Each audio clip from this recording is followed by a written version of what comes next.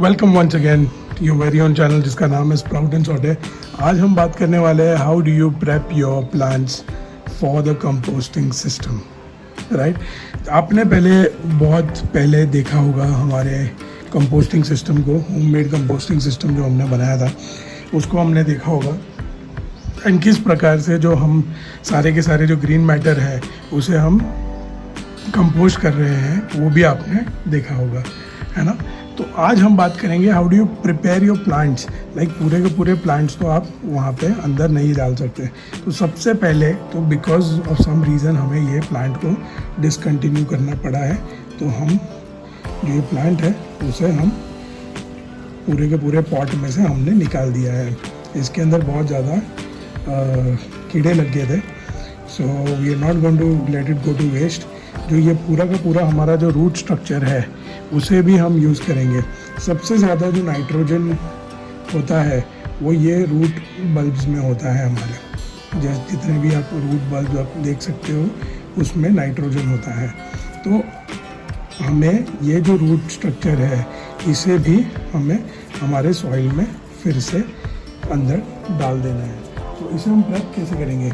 सबसे पहले तो क्लीन स्निपर्स ले लीजिए और रूट स्ट्रक्चर को लेकर आपको छोटा छोटा स्निप करते जाना है।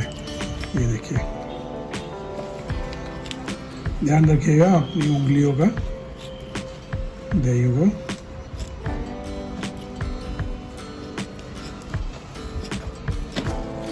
Keep on snipping the roots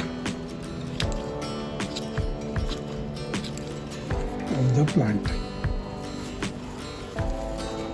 There we go. Once we come on to the leaves of the plant, तो ग्रीन मैटर बहुत ज़्यादा इम्पॉर्टेंट होता है किसी भी प्रकार के कंपोस्टिंग के लिए। तो हमें ये ग्रीन मैटर सारा का सारा हमारे कंपोस्टिंग में चाहिए।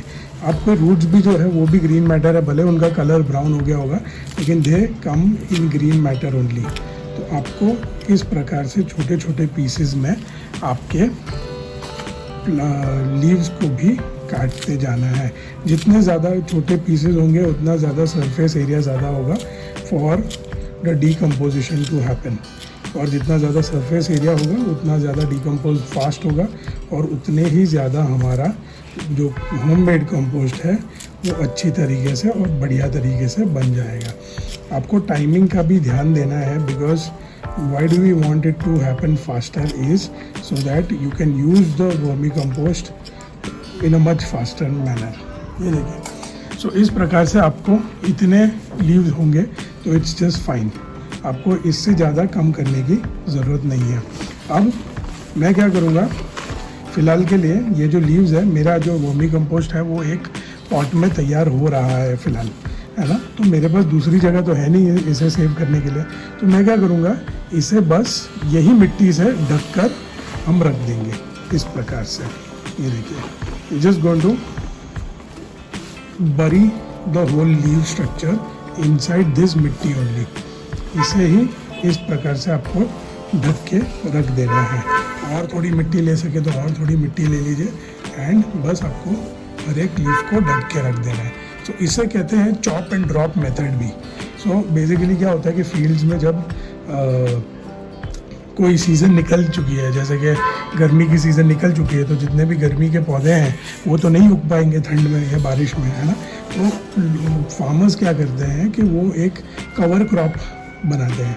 कवर क्रॉप का मीनिंग क्या होता है कि जो क्रॉप बहुत जल्दी उग जाए और जिसे हम तोड़ के फिर मतलब जिसे हम काट के फिर वहीं चॉप करके रख सकते हैं, तो ताकि जो जितना भी न्यूट्रिशन है सॉइल का जो गया है वो वापस वो सॉइल के अंदर वापस आ जाए, है ना। सो इसे कहते हैं कवर क्रॉप्स। तो हमने भी क्या किया है, हमने भी chop and drop technique use की है, जहाँ पे हमने कोई प्लांट जो कि डिसकंटिन्यू हो रहा था उसे हमने लिया है और हमने मिट्टी के नीचे दबा कर रख दिया है।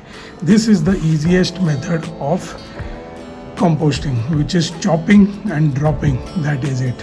हमने पहले भी एक वीडियो बनाया है इसके ऊपर, लेकिन आपको और बेहतर वे में समझाने के लिए ये एक तरीका जो है वो एकदम ही आसान तरीका है। और आप ये जो टेक्निक है इसे आप अपने छोटे से गार्डन में या घर पर भी आसानी से कर सकते हो। इसमें कोई भी प्रकार की दुर्गंध या स्मेल या ऐसा कुछ भी नहीं होता है, तो आपको कोई भी चिंता करने की ज़रूरत नहीं है ना. So this was it. This was the chop and drop technique of how do you put nutrition back into the soil. And thank you so much for watching once again, and I will see you next time. Bye bye, take care.